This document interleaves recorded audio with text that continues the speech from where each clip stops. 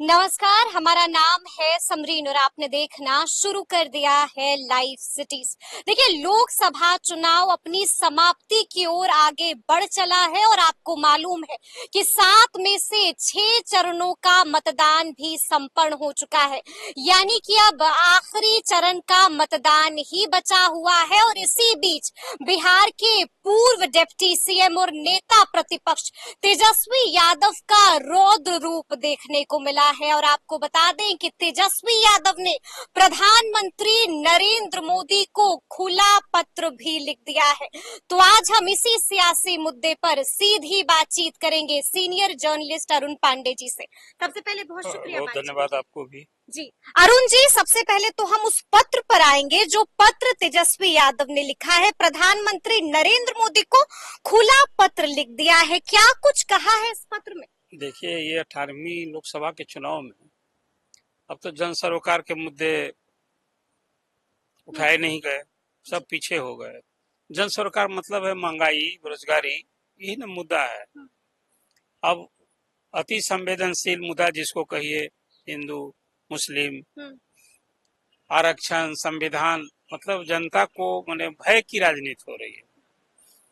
और इसी के सहारे चाहे वो पक्ष हो विपक्ष हो, बीजेपी ने तो आपको याद होगा कि मुस्लिम तुष्टीकरण एक मुद्दा बनाया कि कांग्रेस मुस्लिम तुष्टीकरण की राजनीति करती है और मुसलमानों को वोट बैंक बनाने के ख्याल से सब कुछ सोचती करती है। और ये संविधान के प्रति इसकी निष्ठा नहीं, ये आरोप है। और विपक्ष का आरोप रहा कि भाई ये जो 400 के पार का जो इनका लक्ष्य है, तो इस संविधान को समाप्त कर देंगे, फिर नरेंद्र मोदी आएंगे तो चुनाव नहीं होगा। और यही सब कुछ करके ये चल रहा है कि कोई आरक्षण समाप्त करेंगे और कोई कह रहा है संविधान समाप्त हो जाएगा। मैं मानता हूं कि ना आरक्षण समाप्त होने वाला है और ना संविधान समाप्त होने वाला है। भला ही कोई कल्पना भी जो लोग आरोप प्रत्यारोप अपनी जगह है, समझे कि नहीं। संविधान तो बना तो आप देखिए कि 127 संशोधन हो गया है। लगातार होते रहता है जो समय की मांग, टाइम फैक्टर, जो जरूरत होती है ये करने की इजाजत संविधान नहीं देता है, उसकी प्रक्रिया तय है। और भला आरक्षण तो राजनीतिक हथियार है, जब लागू हुआ तो बहुत मौजूद था, इसका डिमांड था और जरूरत थी तभी इसको लागू किया गया। जब से संविधान लागू हुआ तो अनुसूचित जाति जनजाति को आबादी के हिसाब से हुआ। अब बात के दोनों में इसकी जरूरत महसूस कई आयोग बने और बाद में फिर वो आपको मंडल कमीशन की सिफारिश पर ये लागू हुआ। अब रही बात भी, आपने अभी तेजस्वी यादव के खुला पत्र की चर्चा की, उसमें क्या है? उसमें एक नई बात मुझे ये देखने को मिला कि फिर वो मांग दोहराई है तेजस्वी ने कि आरक्षण जो है उसको प्राइवेट सेक्टर में भी लागू किया जाए। और बिहार में जो जातीय सर्वेक्षण कराया गया सरकारी खजाने से 500 करोड़ रुपया खर्च करके, आजादी के बाद कोई पहला बिहार स्टेट का ये था जो कि सरकार ने अपने खजाने से खर्च करके और जातीय सर्वेक्षण कराया। इसके लिए सर्वदलीय शिष्टमंडल गया था प्रधानमंत्री से। वो याद है, तेजस्वी भी थे मुख्यमंत्री। आपको तो याद है ही। मैं खुला पत्र जो लिखा है ना उसका उल्लेख कर रहा हूँ। तेजस्वी का कहना है कि जो जातीय सर्वे भी हुआ, इस मुद्दे को हमने यहाँ असेंबली में उठाया था। थोड़ा बहुत उसकी बात सही है कि लालू प्रसाद या नीतीश कुमार भी इसकी मांग करते रहे, लेकिन असेंबली में और फिर सड़क पर जब इसके आंदोलन की बात, तब विपक्ष में थे तेजस्वी, बिल्कुल आगे थे। हाँ, और नीतीश कुमार ने समझाया नहीं इस मुद्दा के तो हम साथ हैं, इसके चलते सड़क पर विरोध करने की जरूरत नहीं है। और फिर बाद में एक मीटिंग पॉइंट कहीं न कहीं तेजस्वी की या मतलब के राजद और जदयू की बनी थी, उसमें की भी कारण था। चलिए, अब आगे उस खुला खत में ये जो लिखा है तेजस्वी ने कि भाई आप तो एक तो आरक्षण की जो बात करते हैं, आप याद कीजिए, आप बिहार आते हैं तो मुद्दे की बात नहीं करते हैं, आप आकर के यूं ही हमला करते हैं। और मूल बात उसमें संविधान की खुले तौर से सब बात है, जो बातें मैंने आपसे कही, मूल बात उसमें कही निकलती है कि तेजस्वी ने फिर प्राइवेट सेक्टर में आरक्षण की पुरजोर वकालत की है और प्रधानमंत्री से अपेक्षा की है कि उसको वो इंडोर्स करे।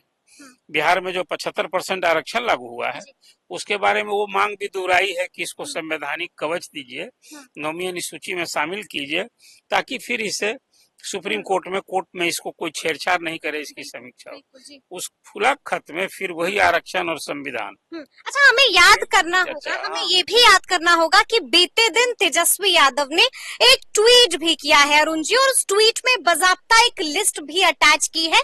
ये मुस्लिमों को मिल रहे आरक्षण की पूरी सूची है, जो मुस्लिमों को आरक्षण गुजरात में मिल रहा है। इस लिस्ट को अटैच करने की क्या जरूरत है? सारा मसला 4 जून तक है। अच्छा, 4 जून तक की जो है ना, हर को जनता को कहा ना कि जो मूल मसला है, हाँ, जन सरोकार के मुद्दे हैं, अभी से किसी को मुस्लिम वोट बैंक दिख रहा है। मैं सवाल करता हूँ आपके इस सवाल पर, क्या मुसलमानों को आरक्षण का लाभ नहीं मिला? मुसलमान में भी जातियां हैं। बिल्कुल है, बिल्कुल है। वेस्ट बंगाल में अभी कोलकाता हाई कोर्ट ने जो अभी उसको समाप्त किया है, 2011 से हुआ, 77 जातियां थी मुसलमानों की। तो जात के हिसाब से तो आरक्षण लागू, जिसका जिक्र भी प्रधानमंत्री मोदी ने वही मैं कर रहा हूँ, जात के आधार पर आरक्षण है लागू। लेकिन आप मुसलमान कह के जो कर रहे हैं ना, वहीं पर संविधान इजाजत नहीं देता है। चाहे वो कर्नाटक में हुआ और चाहे वेस्ट बंगाल में हुआ, बिहार में भी तो आरक्षण है लागू। यहाँ मुसलमान में 4-5 जो अपर कास्ट के लोग हैं, शेख, सैयद, पठान, वो अपर कास्ट में आते हैं, और बाकी जितनी मुस्लिम जातियां हैं वो सब पिछड़ों की ओबीसी में शामिल है। कहाँ झमेला है? लेकिन ये सारी राजनीति हो रही है फिर वोट बैंक का। ये 4 जून बीतेगा, ये सारी बातें फिर वहीं के हो जाएंगी, समाप्त हो जाएंगी। हाँ, बिल्कुल।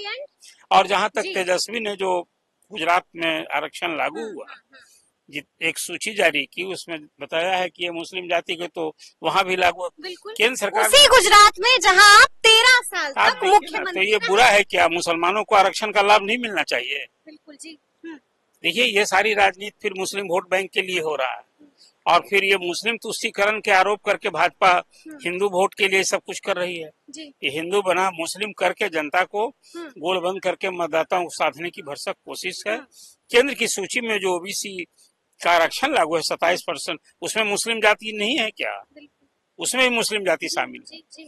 ये सारा झमेला जो कर्नाटक में और वेस्ट बंगाल में, चाहे वो ममता बनर्जी के कार्यकाल में, वहाँ वोट बैंक की दृष्टि से जो सबको सूचीबद्ध किया गया, ये विरोध उसका हो रहा है। और कहीं न कहीं हाई कोर्ट ने भी वहाँ जो स्टक डाउन किया है डबल बेंच ने, उसका कारण ये है। अच्छा, हम ये भी आपसे समझना चाहेंगे अरुण जी कि बीच चुनाव में एक बार फिर से आरक्षण का मुद्दा कैसे कैसे आ गया, किसने शुरुआत की? मैंने आपसे कहा ना, ये बड़ा संवेदनशील मुद्दा है। हाँ।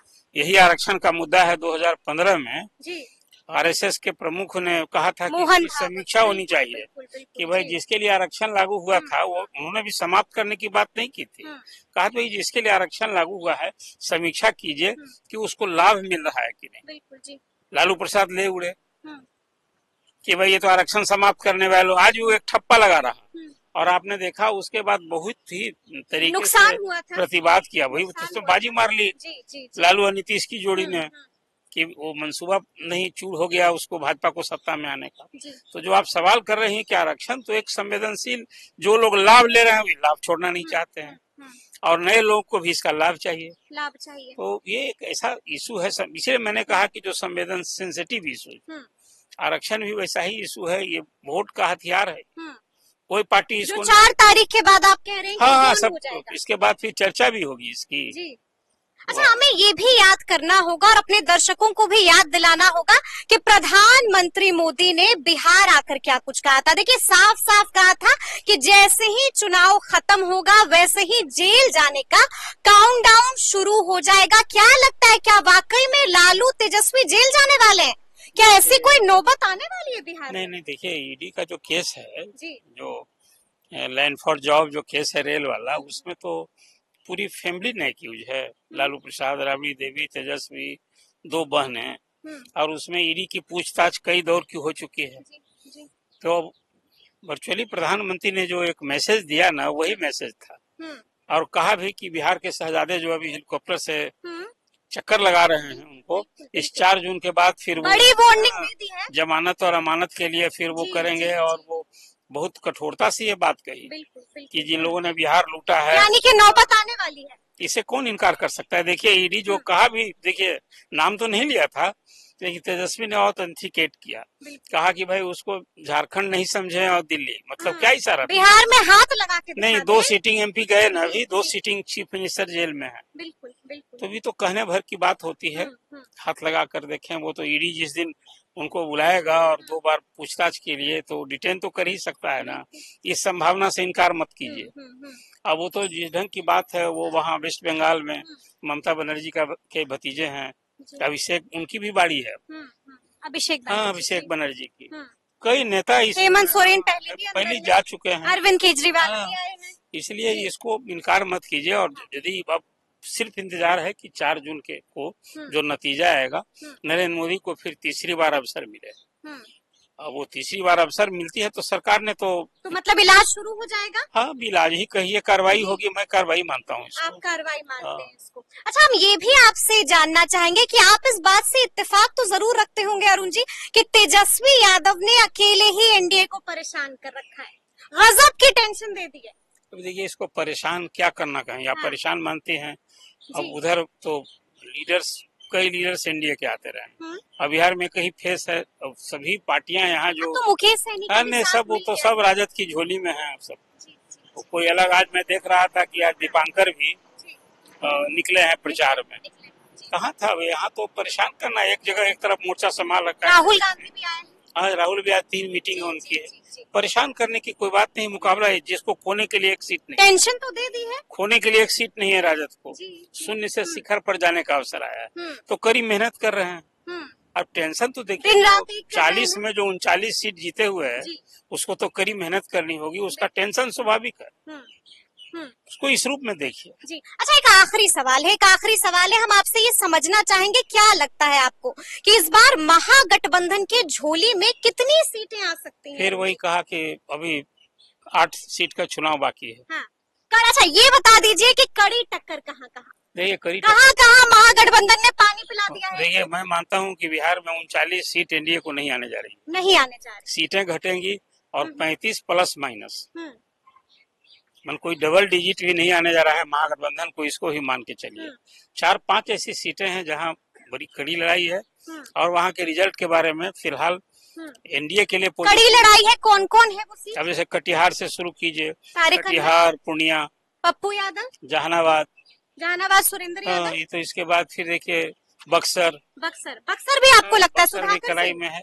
अब वो तो मैं देख रहा था, प्रिडिक्शन है कि भाई इस बार जो जदयू की सीटें हैं, 16 सीट में जदयू लड़ रहा है, उसमें उसका नुकसान बीजेपी की तुलना में ज्यादा होगा। अब वो 3-4 सीट का नुकसान जदयू को हो सकता है। मतलब आप कह रहे हैं ये जेडीयू का इस बार बड़ा नुकसान होने जा रहा है? हाँ, बड़े भाई की भूमिका में बीजेपी है, 17 सीट बीजेपी लड़ रही है, लेकिन जो नुकसान हो 3 ही पार्टी में मेन है। बिल्कुल। तो उसमें एनडीए की सीटें घटनी तय है। अब 8 सीट का इंतजार कर लीजिए, उसके बाद नतीजा फिर उस दिन तो 1 तारीख को आपको, 4 तारीख को, 4 को नतीजा के पहले ही कुछ संकेत मिल जाएगा आपको ना। मिल जाएंगे। चलिए, तो अब देखना होगा कि आगे आगे क्या कुछ होता है। तो देखिए, तफसील से हम लोगों ने बातचीत की है, तो ये पूरी बातचीत आपको कैसी लगी है कमेंट करके हमें जरूर बताइएगा। तो ऐसे तमाम अपडेट्स के लिए ऐसे ही हमारे साथ बने रहिएगा और देखते रहिएगा लाइव सिटीज। बहुत शुक्रिया।